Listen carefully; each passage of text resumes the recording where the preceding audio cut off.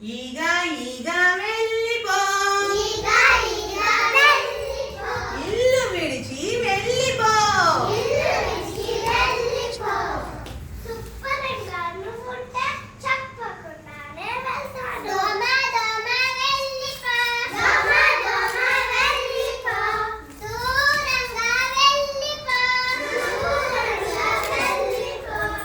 మురుగు నీరు లేకుంటే తిరిగైనా చూడను పో.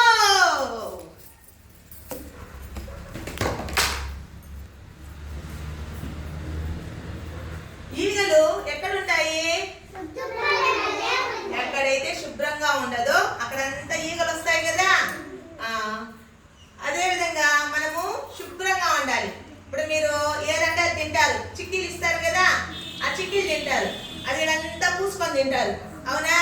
అట్లా పూసుకొని తిని మొహం కడుక్కోకపోతే ఏమవుతుంది? నోరు అదంతా కడుక్కోకపోతే ఈగలు వచ్చేస్తాయి.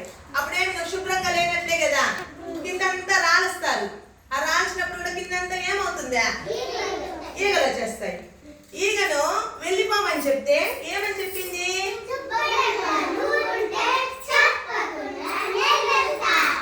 దోమలు ఎక్కడుంటాయి? యాడైతే మన ఇంటి చుట్టుపక్కల యాడైనా మురుగు నీళ్లు అంటే గలీజ్ నీళ్ళు ఉంటాయి కదా, ఆ నీళ్లు కానీ ఉన్నింది అనుకోండి, అక్కడ దోమలు వస్తాయి, అవునా? కాబట్టి ఇంటి చుట్టుపక్కల ఏది కానీ మురికి నీళ్ళు లేకుండా చూసుకోవాలి, మురుగు నీళ్ళు లేకుండా చూసుకోవాలి, అవునా? దోమలు వెళ్ళిపోమని చెప్తే ఏం చెప్పింది?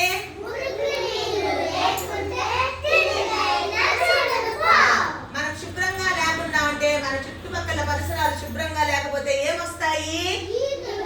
ఈగలు, దోమలు కూడా వస్తాయి, అవునా? కాబట్టి మనమంతా ఎట్లుండాలి? శుభ్రంగా ఉండాలి.